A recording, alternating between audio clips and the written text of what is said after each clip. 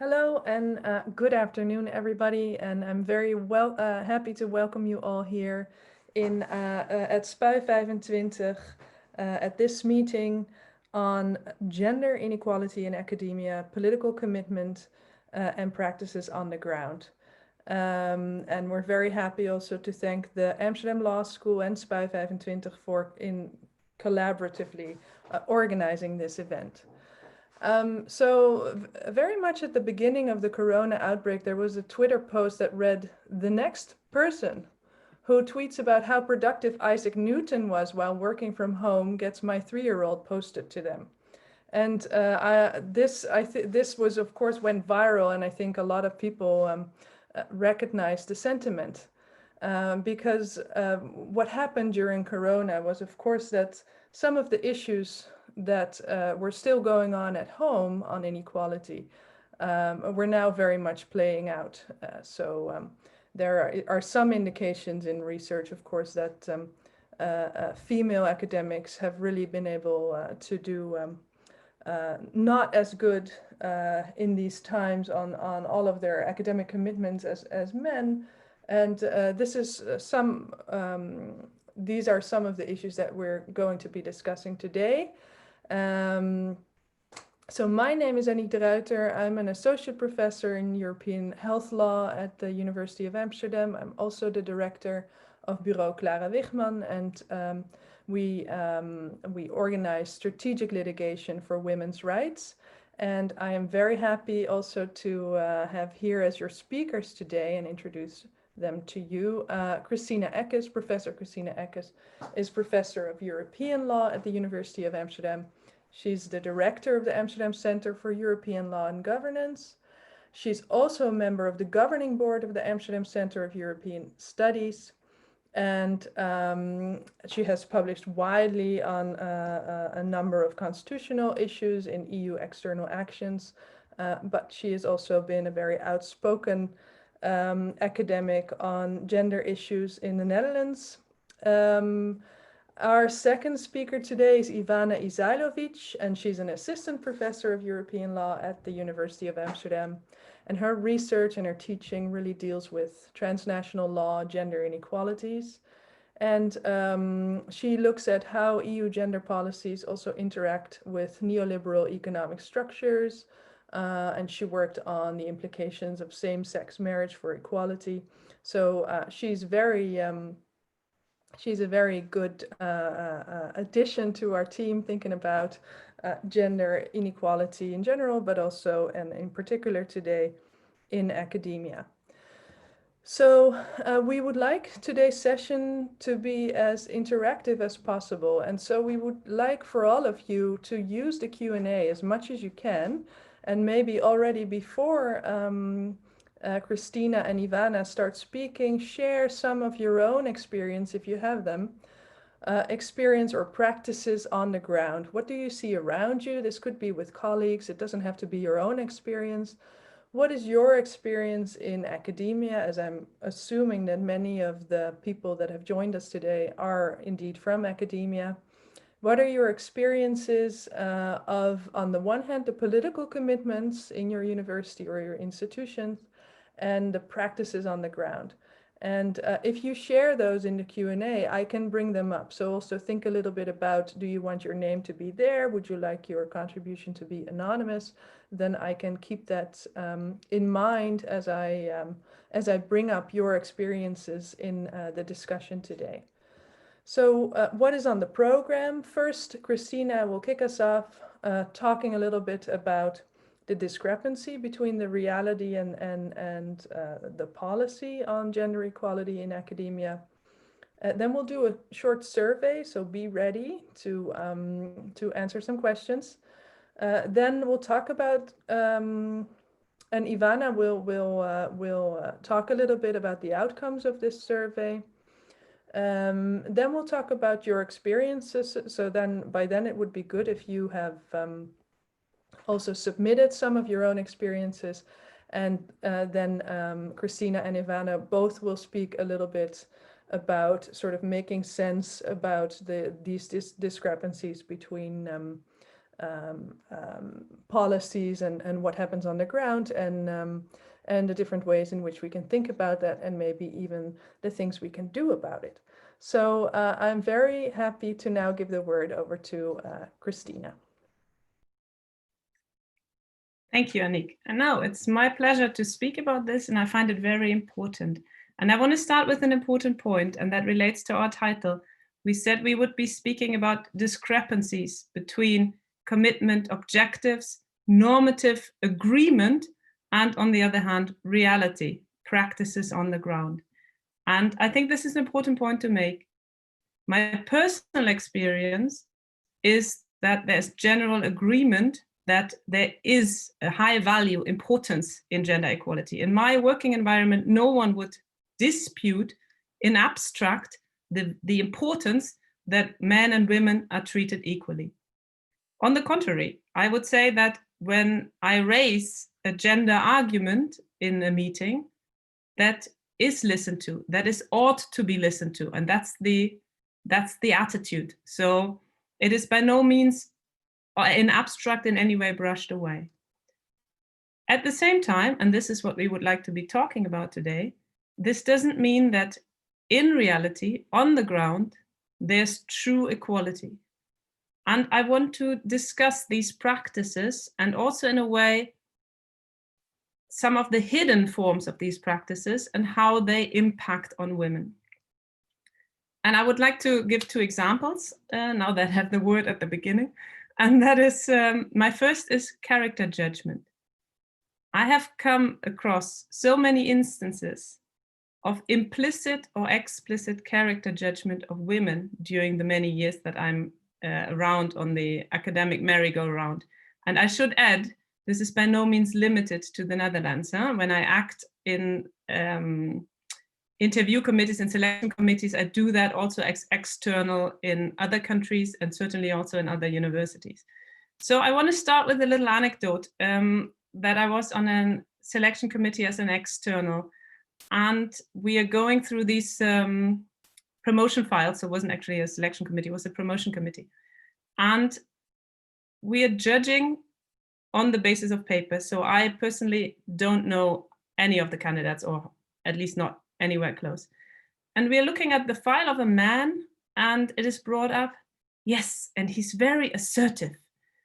And everyone sees that as a positive adjective. And only minimally later, maybe 20 minutes later, we're looking at the file of a young woman going for the same promotion, the same step in the career ladder. And it is brought up, yes, but she can be aggressive at times. And it's absolutely true. And I'm sitting there and I'm asking the question to the committee. So what's exactly the difference between assertive and aggressive? And we all stood still for a moment at that point. And I think I actually have a very good experience in that particular context, because people listened and people were open to my argument that there is not such a big difference between assertiveness and aggressiveness, and that it is mainly in the eye of the beholder, and that it's not by chance that we are using the positive adjective for the man and the negative adjective for the woman. Similar character judgments is she's difficult to work with, or she cannot compromise. These are things you come across. And the question is here always, what makes us come forward with that judgment? So I think that is one of the hidden ways that I want to speak about. And the second thing I want to mention is gender bias in meetings. Gender bias in meetings is also something I could really speak the whole evening about this, but I just want to give two examples, and I want to start maybe with stronger examples than in other contexts. I have absolutely been present in meetings where a woman, for no particular reason, she was neither in any way more forward or less forward than everyone else in the meeting, be told not to be so emotional. And no one, not the chair, not anyone else, pointed this out as an attack on the person, but also as something that is often gendered, that you would not equally tell a man. And I've also been present where, after a woman gave a long and very convincing talk actually on the problems that we wanted to address, a man took the word and said, let's stop speaking about Asterix and Obelix. And no one told them. And I think that's part of what I want to point out, is that it is not only about the individual interaction, it is also about that certain ways of addressing women are at least implicitly accepted, or at least not openly contradicted by the chair, by those in power. And that is in any event my experience in these contexts. But with these two more concrete anecdotes and this introduction, I want to hand over to Ivana to take us to our poll. Thank you. So hi, everyone, and thank you for Christina for starting the discussion by giving very concrete examples, everyday examples. So we prepared a couple of questions just to get a sense of how the participants think about sexism in the workplace and in academia. So the poll, I think is anonymous. It is anonymous. So we'd like you to really answer as honestly as possible. The goal really here is to learn from one another. So first, we are going to present you with 4 situations. And in each situation, we will ask you to answer whether the behavior is sexist or not. And you will have 3 possible answers: yes, no, or I need more details. So I think that Fatima will help us launch the poll, and we will give you 1, 2, 3 minutes to kind of think about these questions and just answer them.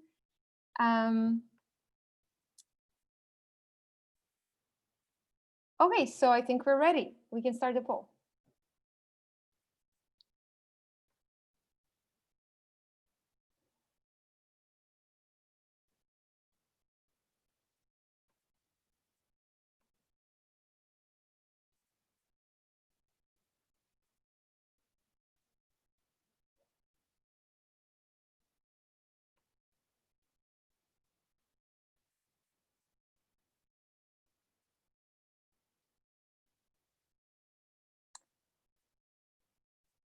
Fatima, let us know when we have sufficient number of answers. I think we're doing it question by question. There we're going question by question. So okay, so let us know whenever you have next sufficient number of answers, so that we can see how people feel about that.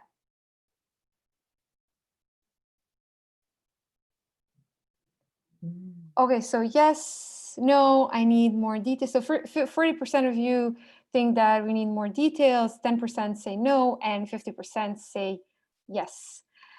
Okay, so for some people, this could be a borderline example, right? So a joke, a sexual joke or an innuendo could be seen as pretty harmless, and we tend to think about sexism. We often think about sexist behavior as taking place in a context of asymmetrical power relations, so asymmetries of powers, right? And here we said, well, making sexual jokes.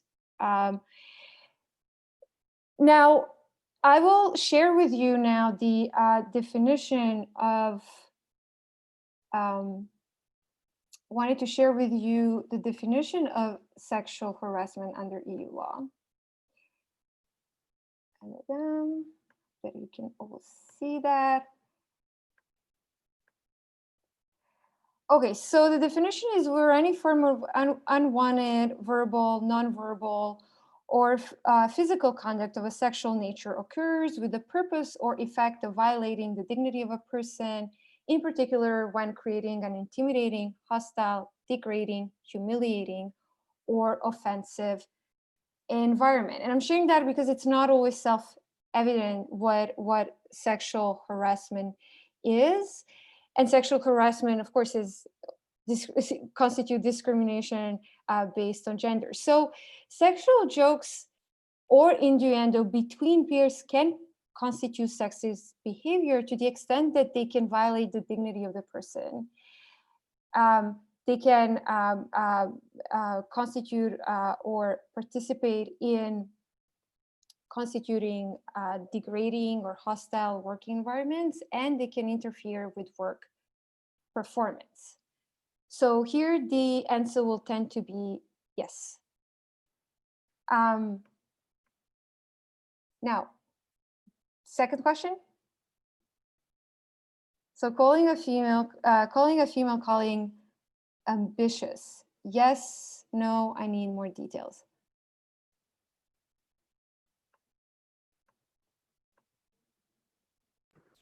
Ivana, just to be sure, so what we're actually doing right now is looking at or asking the question if something is sexist from a legal perspective in the context of EU law. So some things can be sexist without necessarily breaking any laws, right? Absolutely. So I gave so that's an excellent point. So I gave you the definition of the legal definition just to give you a sense, because sexual harassment could be difficult to grasp. It is a notion that some people find difficult to understand. So here of course, I'm a lawyer, but here I resorted to law just to give you a sense of what sexual harassment is. And most of organizations use this definition of sexual harassment when addressing sex discrimination in the workplace. But thank you for the. So yes, 11%, no, 47%. I need more details. 42%. This is so I think all the people that are saying I need more details, they're the real lawyers, right? I mean, that's that's where I would start. Could be, and I think that this is very interesting, and indeed the context is relevant. Telling to someone that she's ambitious could be a sign of support, could be a compliment, but in some cases, very often it is used to criticize the female colleague. So it is a sexist behavior to the extent that it tends to entrench gender stereotypes. That is a view about how women should behave. So saying to someone that she is ambitious suggests that that person is trying to challenge well-established gender roles. So it suggests that women, contrary to men, that's something that also Christina talked about, should show less self-confidence, should not seek professional recognition, she should be less threatening, maybe more nurturing, should even be more devoted to her family than to her job. And so there are many ways in which this word ambitious could be interpreted. And again, the context is important because it could be a sign of support, a compliment. But the bottom line is that in a lot of situations, it suggests what kind of behavior is acceptable for women and what kind of behavior is not. So to that extent, it is sexist behavior. Okay, so next question. Organizing meetings and events at 6 p.m.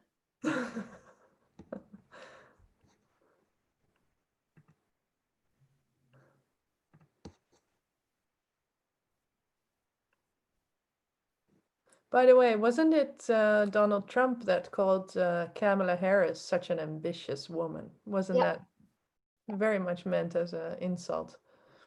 Well, not surprised, but yes, I believe he did. Kamala Harris being the VP or the candidate for vice president. Organizing meetings, so we have yes 25%, no 40%, and I need more details 35%. Again, it's very interesting, these figures. So at first sight, again, this could be seen as a perfectly neutral practice, right? It is not targeting women. It's targeting it is for everyone, right? So we don't have anything that tells us that it is specifically addressed. It targets, as I said, female scholars. But in practice, given that across jurisdictions, women are still the primary caregivers, and domestic work is very far from being equally distributed between genders, organizing events at 6 p.m. will have the effect, or might have the effect, of excluding working mothers, who will often be the ones who are taking care of children and domestic chores.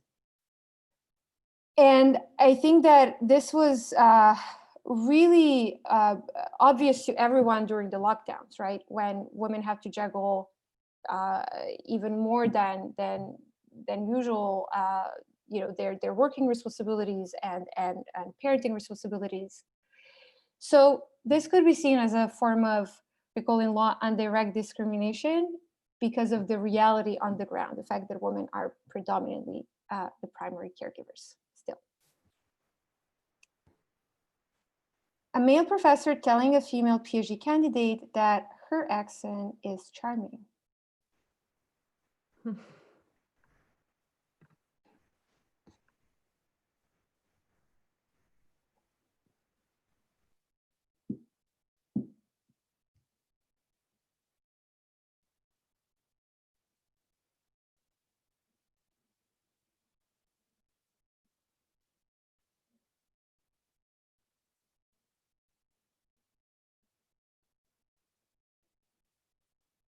Can I just use this time to remind people to also share their experiences in our Q&A? Because I think some of these questions might also wake up your own thinking about what has happened in the past or what you've seen happen around you. Okay, so 57% of the participants think that the answer is yes, 14% no, and 29% say that they need more details. So definitely here, I mean, as I said, 57% of you thought that, yes, this was discrimination. And definitely here we are in a context of asymmetrical power relation. But again, the sentence might be seen as harmless. The sentence, your accent is charming, could be seen as harmless. It could be seen as a sign of curiosity about someone's background. But actually, the effect of that is that female scholars' expertise is downplayed, and that she's judged in a working environment based on whether or not she is charming. Another gender stereotype, right? In addition, this statement relates to someone's ethnic origin, citizenship, or geographical background. So this type of statement singles out female scholars who might be of a different ethnic background, who might be of immigrant origin, and it tends to suggest in some ways they do not belong. Okay, so we are done with different statements. I don't know, Anniek, do you want to take a quick break here to see if participants want to share some of their experiences? Otherwise, we can. So I haven't had any people are still writing their experiences down, I hope, in for the Q&A.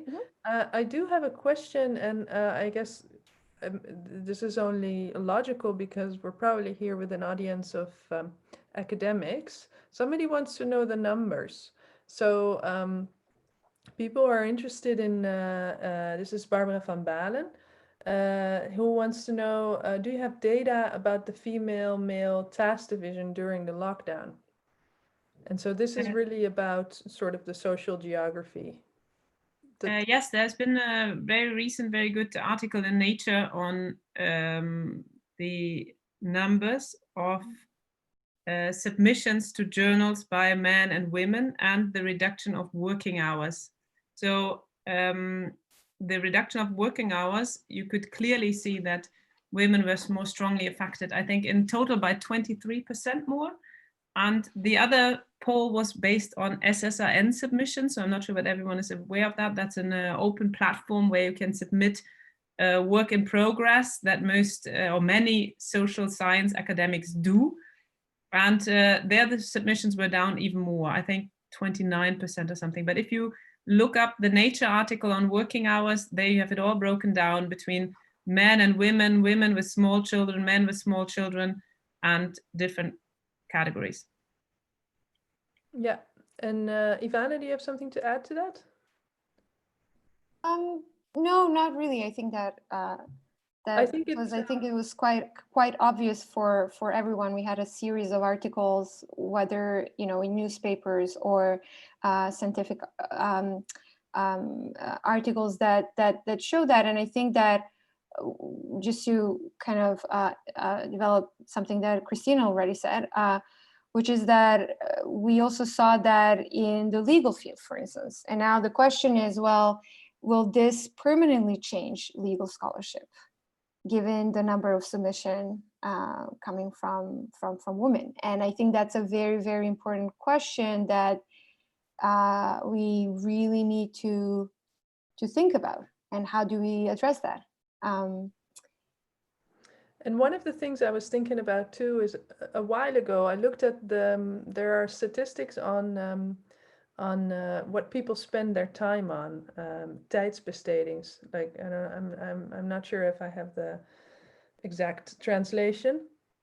And it looked at the statistics from the 70s up to now, because that's only when they started measuring what people spend their time on, like leisure and work and etc. And you see that, from that period on in the 70s, women started to enter the job market much more. So they were spending an increasing amount of time on work. And so, of course, that reduced the time that they had for work around the house and care tasks. But you would imagine, or you would think, that if women are starting to work more, that the care that men are doing at home would go up as well in that time that women would start going to work.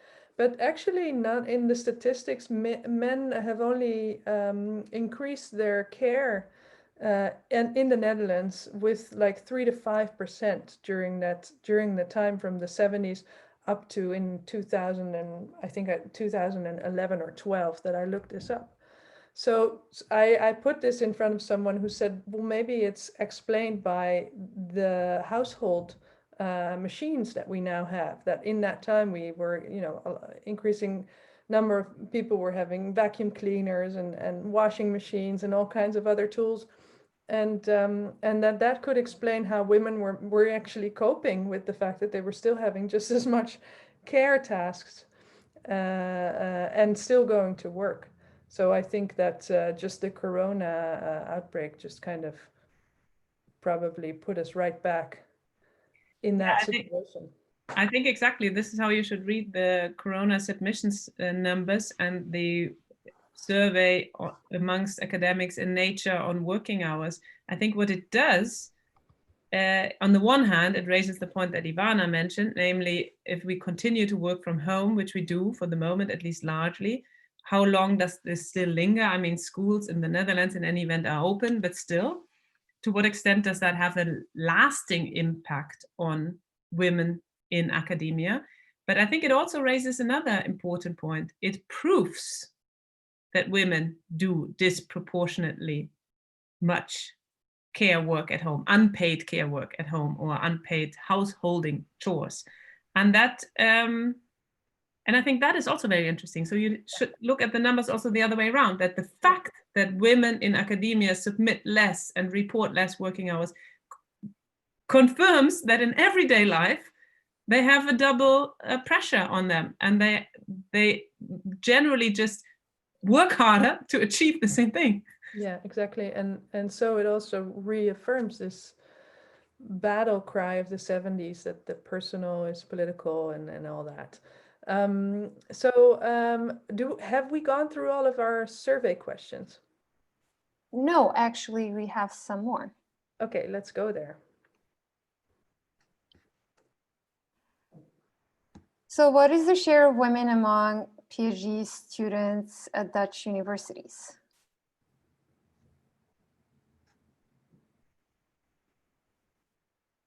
So for these questions, given that I have answers on the same PowerPoint, I'll just ask Fatima if she can just give us all the questions, and then I'll give you the answers. Okay, so we need all the questions right now up on the screen.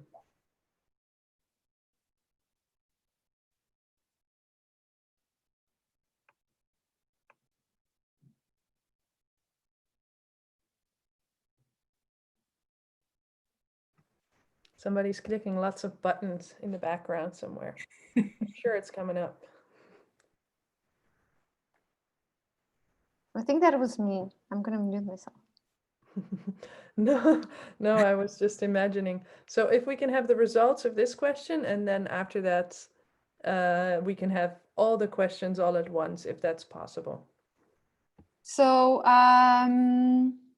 37% participants think that 40 to 50% of PhDs are women. Okay.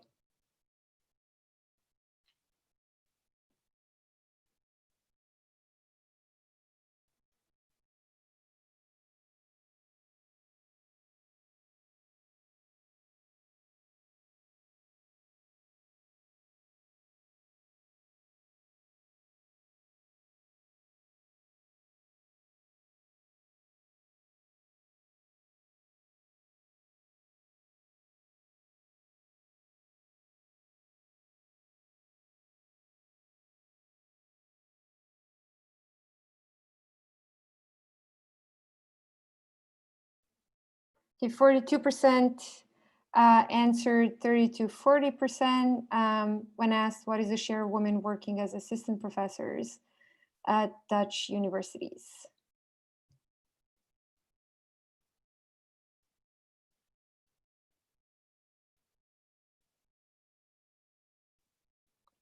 What is the share of women working as associate professors? I know where this is going, I think.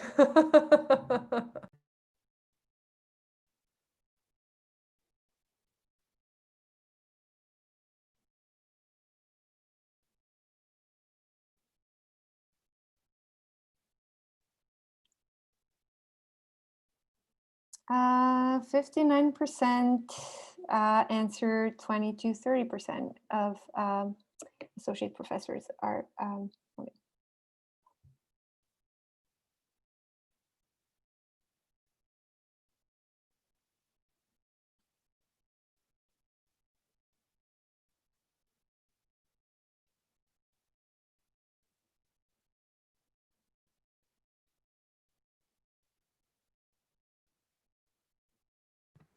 Maybe in between, I can share one of the reactions, and we're seeing the results. So yeah, that's 83% said 0 to 20% the share of women among full professors in the Netherlands. Yeah, and then the last one. Yeah, go ahead, Anniek.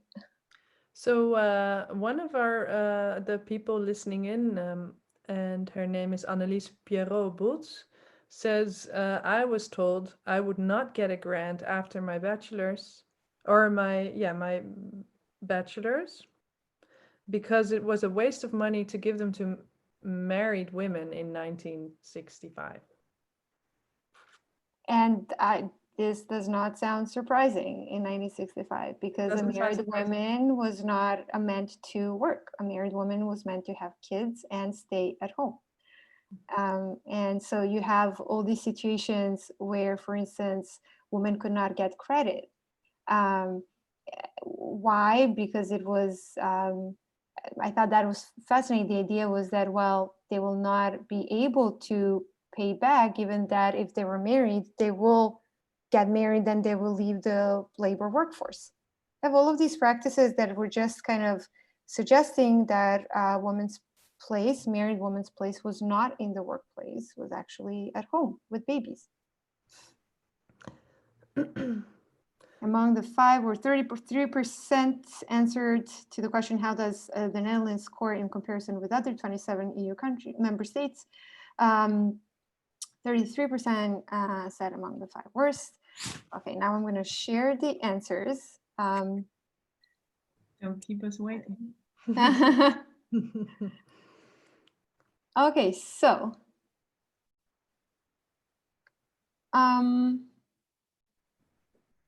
the sources is LNVH monitor. What is the share of women among PhD students at Dutch universities? The answer is 43%. The share of women working as assistant professors at Dutch universities is 41.8%. Associate professor, 28.4%. And we have women among full professors, 23.1%. And how does the Netherlands score in comparison with other countries? It's among the 5 worst countries. So what is interesting here is to see how, when we look at more precarious jobs, PhDs, less qualified PhDs or assistant professors, we see that women are actually overall well represented. We are almost 50-50, right? We have almost 450 in terms of gender balance. But the more we go up in the scale, we see that women are actually not represented. So I'm going to let Christina talk about that. It's a nice kind of transition to questions concerning the obstacle that women face in academia. Yeah, I just want to make one little footnote, and I think that's a very interesting footnote and something that I realized from looking at these numbers. It is important to realize that the break is not so much, or is also, but not exclusively, between associate professors and full professors, but that the break is already between assistant professors and associate professors, or let's say there's a break at both levels, but there's also an important break at that point. And that is often a point where appointments are made on the basis of potential. And it's also, of course, a question of when do women have children, which plays a role in the whole context. And this is a point that I want to start with next. I want to address 2 more points. I think on COVID, we have sort of discussed this, and I will leave that. But I want to say something about working mothers, or better, the mother bias, because I believe that this bias can also affect women who don't have children. And that's interesting, and we can raise that maybe in the Q&A, but that is an important point to realize. And I want to start with a little anecdote again. I mean, I'm sitting on many selection committees, I can tell you, as a woman, that just happens everywhere. So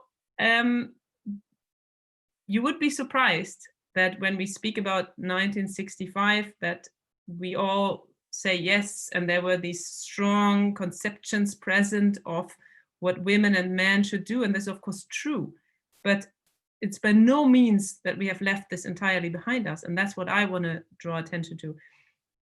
When comments come up, such as, oh, she has X number of children, so she will be unable to focus on her work, or she will never give her full attention to her work. That does happen. That still happens in the 21st century. And the moment that you hear that, the question is, of course, again, how does the room react? And the problem here is that I feel that we are still not sufficiently outspoken. So I also want to use this moment to say that it's not just about the person commenting. It's really also about the bystander that does not point out that this is unacceptable behavior. But I want to make another point about the mother's bias, and that is that even when women are indisputably committed and competent, and there's no question about that, I think they struggle with the mother bias in a different way. Namely, they're disliked because there is the sense that they're not giving full attention to their children, that they're not at the same time meeting the stereotype of the expectation to be the caring mother. Ivana already sort of pointed in that direction. And that puts women, young women, in a very different spot, because there's, to the question, for example, will you return full time after giving birth? There's no right answer. If you say yes, you're overly ambitious and you're not caring for your children, so that makes you be at least disliked. The question is whether that, how that affects your career directly, but in any event affects your career indirectly if you're disliked. We can all agree on that we rather work with people we like. And if you say no, then it affects your career directly, because people think you will not have time and you will not be able to meet all your commitments. And I think that's an important point to realize. And I would like to again add a little more personal anecdote. Years ago, when I was in a mentoring program with several women, actually, I was told by two very well-meaning women with children that I should hide motherhood. And I think that also tells us a lot. So it tells us that their experience is that it is negative to be a mother, that it's seen as something negative. And they wanted to give me honest advice. So let's say the tips and tricks of how to be successful in academia. And they told me to hide motherhood. And I think that is an indirect confirmation of this bias that they experience in many other events that we will not now specifically point out, but that they saw it as a strategic advice to make a career by hiding your family life. And I guess this is different for men, right? I mean, men can actually really do, they can... I think certainly on the being liked score, I mean, I have been also present in meetings where a man left at 5 o'clock and said, oh, I need to take my son to whatever, and then everybody vaccination says, appointment. That's a great guy. He's yes, yes, and equally liked by women, obviously, because they wish that was the situation everywhere. So I think you certainly get sympathy points for that as a man. To what extent, of course, it is negative if you're not showing up for the meeting at 6 o'clock. I think that is maybe it's in any event more accepted, I would say that. But if you're not there, you're not there, man or woman. And I want to make one more point, and that is partially certainly why I'm here today and why I was asked. I mean, I think I'm very outspoken on these issues, but also because I had a personal experience on motherhood and how it affected my career. And that is in 2015-16, I was applying for a grant with NWO. That is the greatest, that's the Dutch science organization giving out grants within the Netherlands. So one of our significant funders, and for those who are maybe not academics, it is certainly part of our job to attract external funding. I would say that it's part of your job description, both if you want to make a career, but also once you're a professor.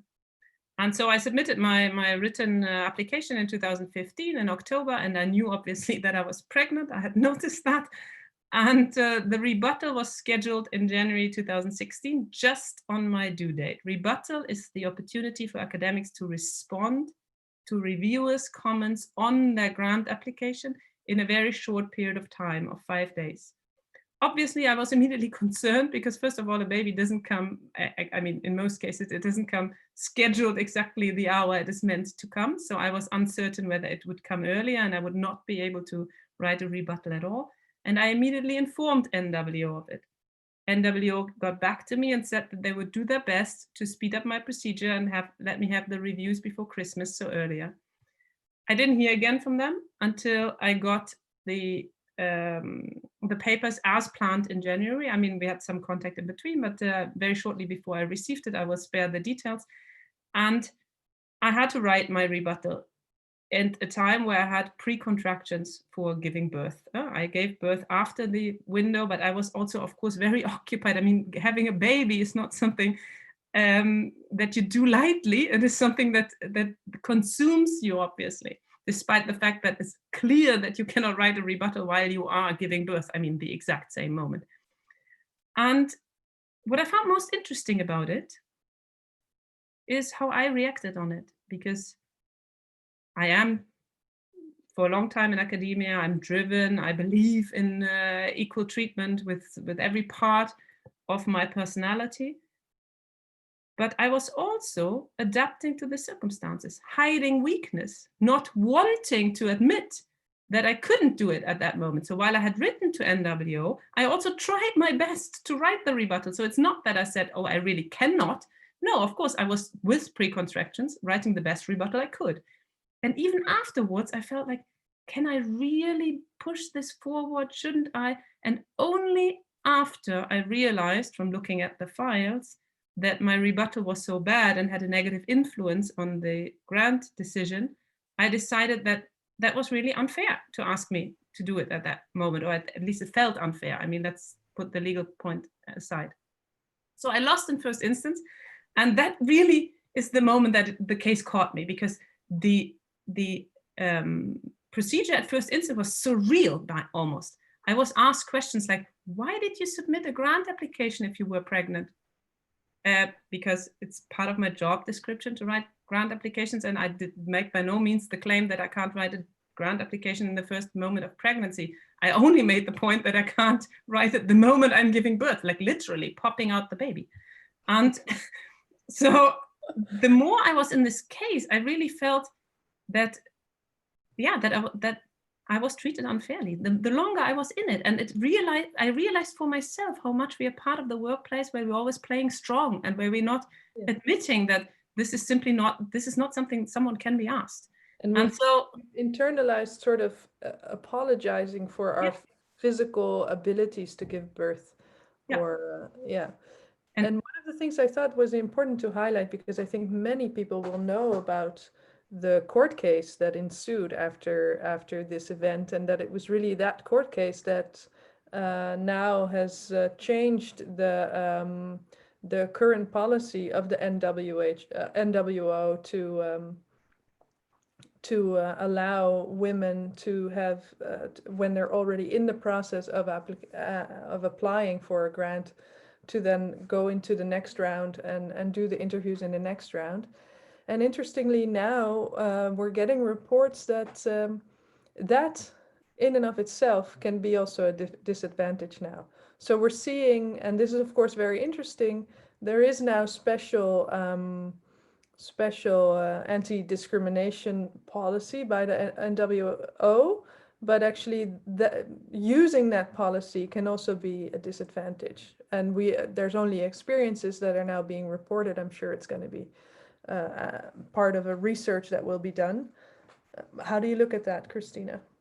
Yeah, I think it's very difficult. I mean, it's difficult to really find a tailor-made solution, and I think that should be the aim. The aim should be that the organization and the individual, and I do think that NWO tries now to do that to a large extent. I really don't want to say that that's not the case, but I understand. I mean, it delays you by a year at least, and that is of course something that can in a career make also a difference. We all know that academic careers are in any event receive a tremendous push from receiving money. So that, I mean, that is undisputed, whether we like it or don't like it. Money will put oil on the career machine. That's I have a question about that for you as well, because I've heard you once make a really good point about that. And but first I would like to maybe just go to some of the people that have posted in the Q&A. One is from Candida Leone, who says that at the University of Utrecht has a really good research out that doesn't deal with academics in specific, but also the general public, on how the task division between mothers and fathers is changing due to the corona crisis.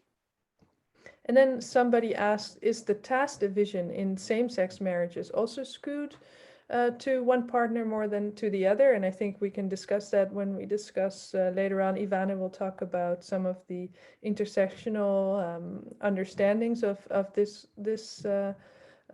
issue that we're talking about. Then Maria Weimar says, good point on hiding motherhood. I constantly experience situations where, if I'm honest, I have to say that I need to go because of the kids, but I hesitate because I fear that I'm perceived as distracted or not committed. And I more often than not decide to be honest, but still I fear that it might be a disadvantage. And she also says, I also hear from established female colleagues or more senior that they never say when they have to go to pick up their kids or similar tasks, but invent other excuses. So there's a lot of recognition on that. And I was wanting to ask Christina about the role of funding and getting funding for women as opposed to men,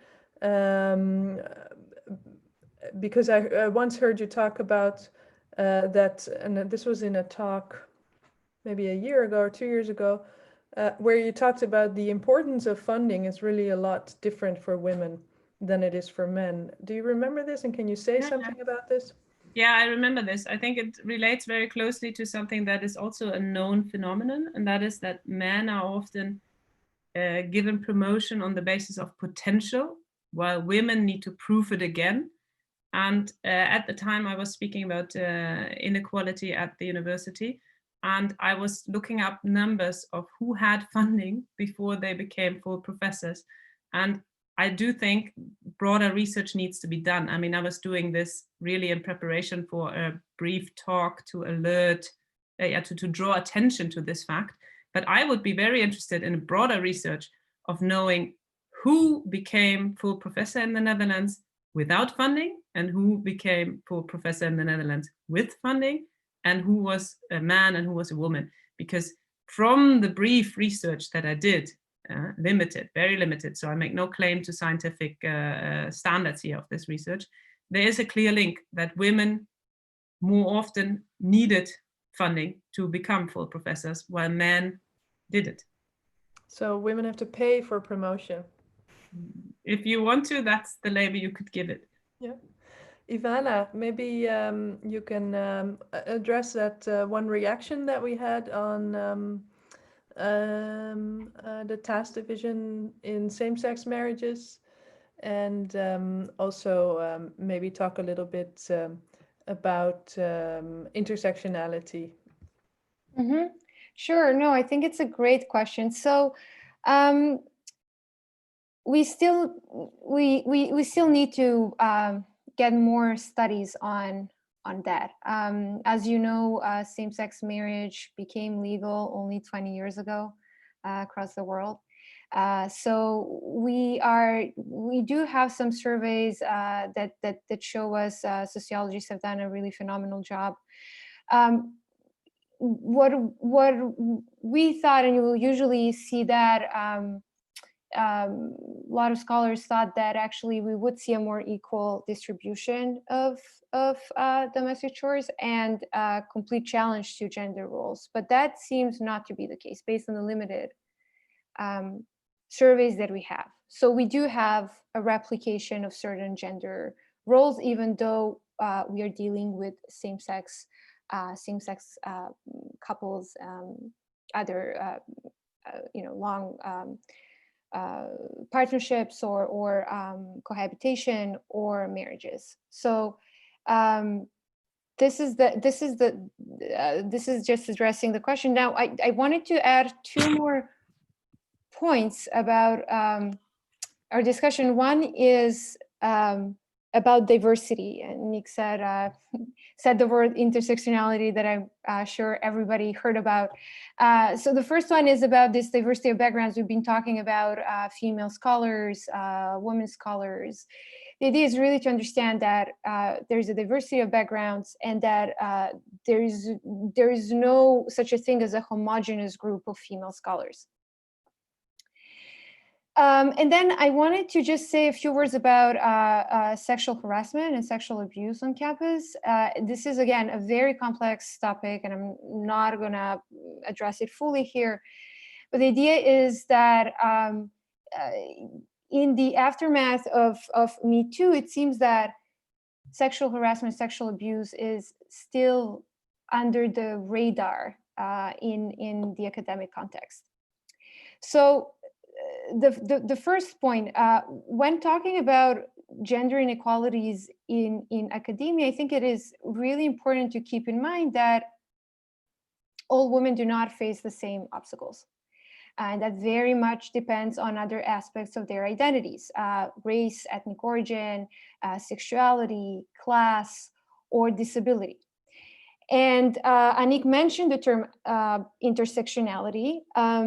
And I typically, when I teach that in my gender studies classes, I spend 3 or 4 hours just talking about what intersectionality means. It's a very complex concept, theoretical and practical concept. But here I'll just give you a sense of what it is. So this was a notion that was coined in 1989 by Kimberly Crenshaw, an African-American law professor and activist. And her writings, Crenshaw's writings, built on the writings of other African-American feminists, which convey the complexities of power relations. And intersectionality was used by Crenshaw to, basically, so Crenshaw is a lawyer, and she used intersectionality to critique law and legal discourse by showing how law was unable to capture and address the marginalization that African-American working class women are facing. So in other words, intersectionality was used to bring to the fore issues of gender, race, and class, and most importantly, the interaction and intersection of all of these different identities. But the concept also is interesting because it challenges progressive movements. So Crenshaw and other African-American intellectuals, US African-American intellectuals, argued that progressive movements tend to erase the experiences of African-American women. Racial justice movements tend to focus on the experiences of African-American men, and feminist movements tend to focus on the experience of bourgeois white women.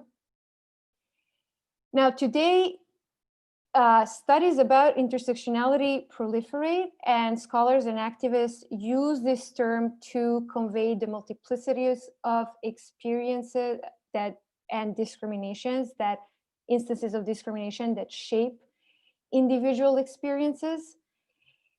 And they use it also to show and describe how institutional practices, including in academia, can perpetuate discrimination based on the interaction of these different identities. So to go back to our example that we gave in the survey, the example of the professor telling to his PhD student that her accent is charming can only make sense if we take into account the intersection between gender and ethnic origin, right? So we can only capture this idea of your accent is charming if we look at the intersection of the two.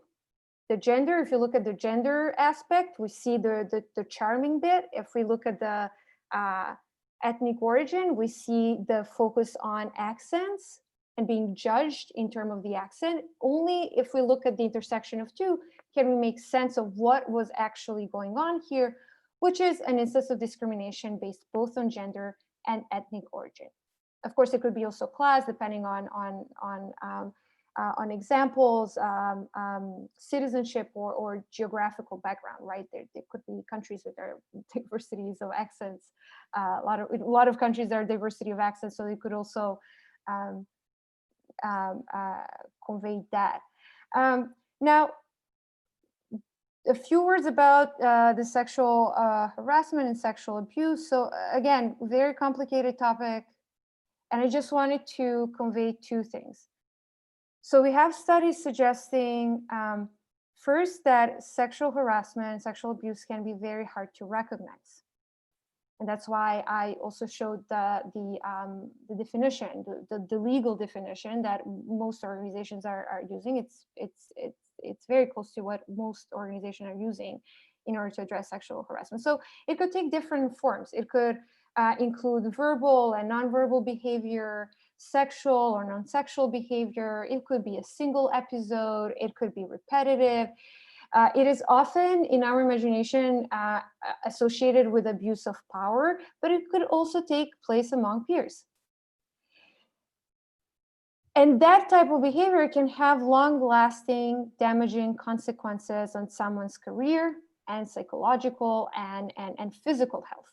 So it is sometimes surprising and worrisome, frankly, to see how much sexual harassment and sexual abuse is kind of under the radar, given how dramatic the consequences for individuals, especially for women, could be. The second point is related to the bit on intersectionality. So some groups are likely to be target of sexual harassment. We're here talking about ethnic minorities or sexual minorities, right? So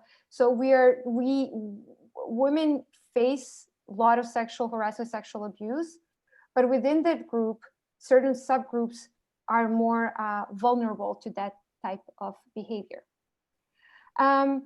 So I don't know, Anniek, if you want to take reactions right now, or should we just maybe give you the 4 takeaways that we also hope will help us kick off the discussion? You tell me. So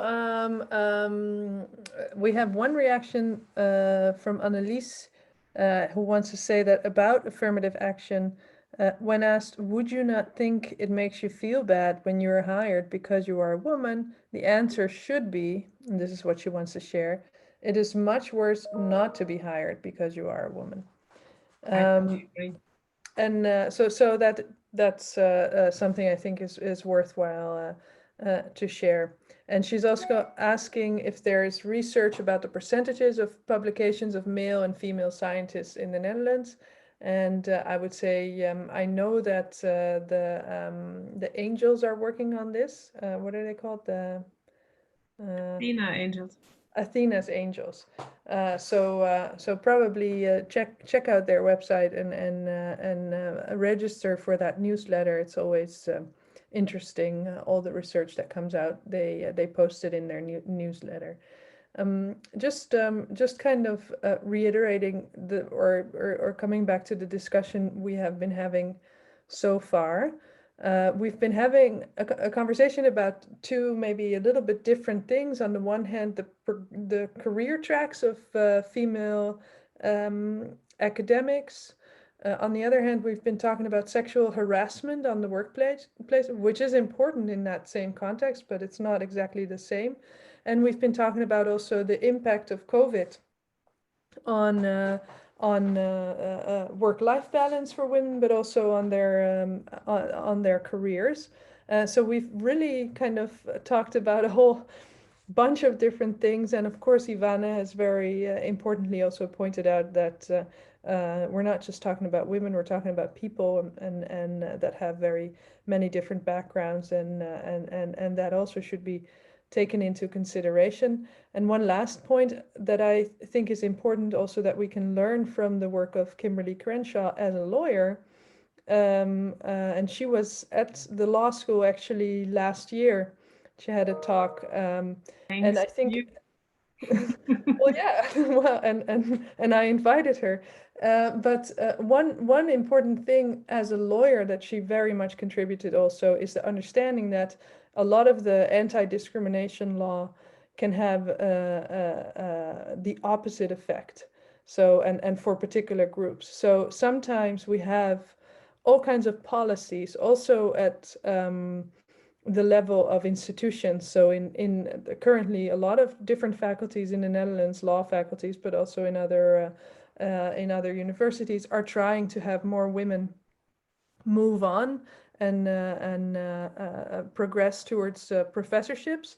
But some of those policies can actually have a negative effect, because there are also all kinds of general processes going on, and sometimes women are then told to wait because there's now a special career track for women and they should participate in those, and so they can no longer compete in the normal career track. So there's that understanding that, and of course Kimberly Crenshaw showed this in a number of case studies, that anti-discrimination law, however well meant, can sometimes actually have a detrimental effect for equality. And so I think it's very important to keep mentioning her work because I feel it's still very relevant today, and we should very much keep learning from that. And so, yes, I would like to invite Christina and Ivana to just finish today's gathering by telling us what are your 4 main takeaways from today. Or do they specifically have to be 4? Can be Well, let me just. Very well. I will just throw mine out, and you can either go beyond 4, have 4 of yourself.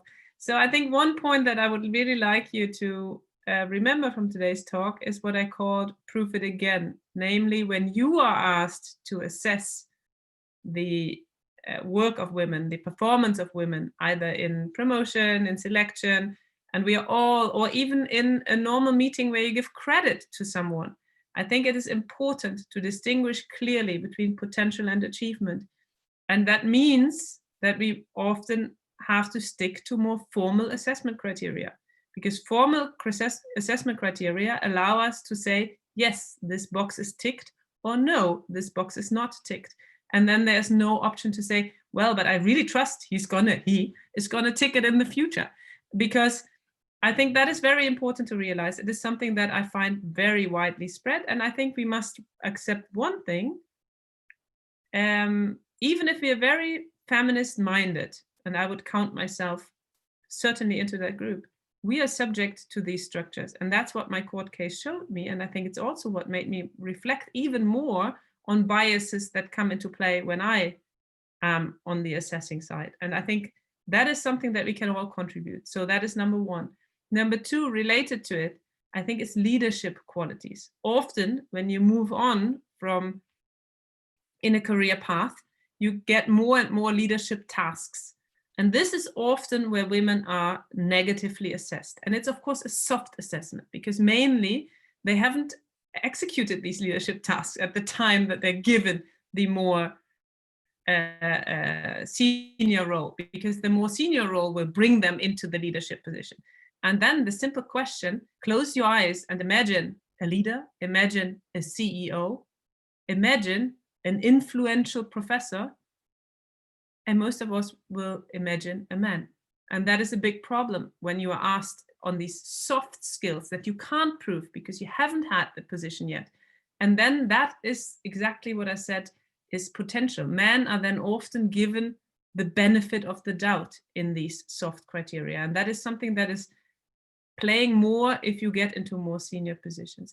And the third one is the mother bias, namely, be careful to presume and to judge, because I think it is also inherently human that we have certain conceptions, and you have to be very careful about not throwing them in what the conceptions for you of a good life are on the conceptions of what is a good life for the other, so what the other chooses.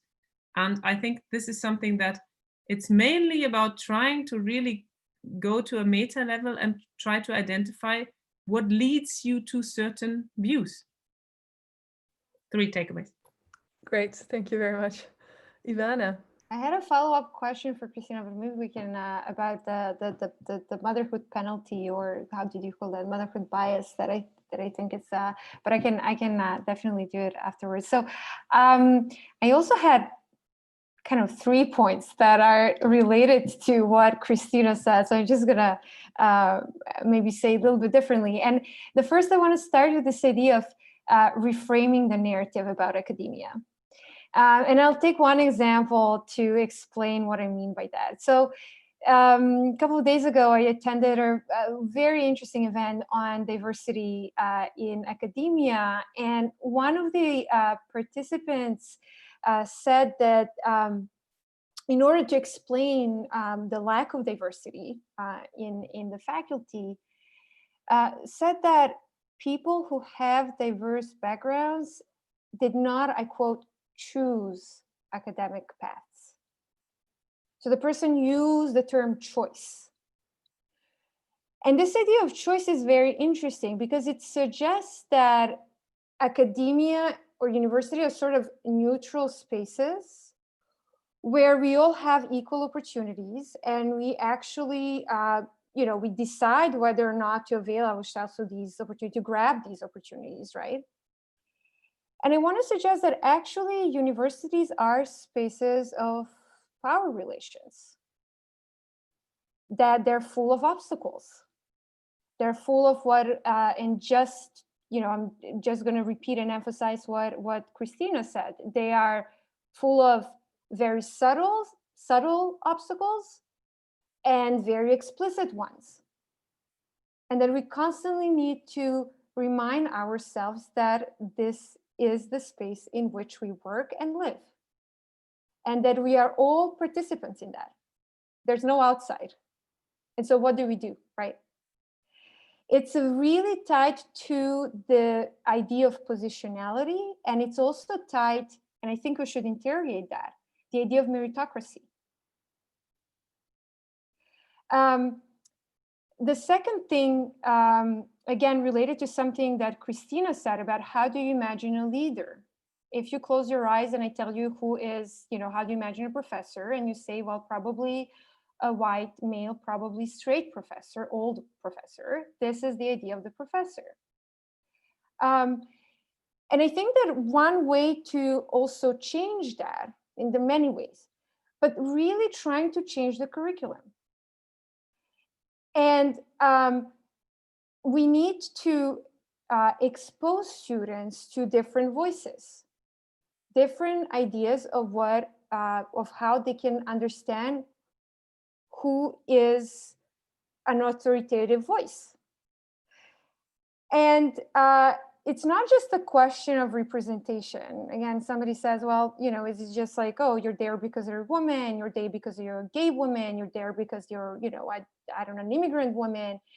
It's more than that. It's really diversity of perspectives, but it's also exposing students to voices who actually try to describe and actively challenge power relationships. And then the final one is about sexual harassment. Again, I think that it's very much under the radar. And I want to emphasize that we should pay attention to mechanisms that our institutions have for dealing with that. Should make sure that they have adequate mechanisms to recognize sexual harassment, prevent it, address it, and challenge the culture of impunity and the culture that enabled this type of behavior to persist. So just to give you one example, UVA has a confidential counselor, but when you go on the website, the webpage also mentions other individuals, the person who was subject to this kind of behavior can talk to. We don't see any procedures for these other people. How are they to report, address, how are they to talk to the person who just reported? What are the rules that we should follow?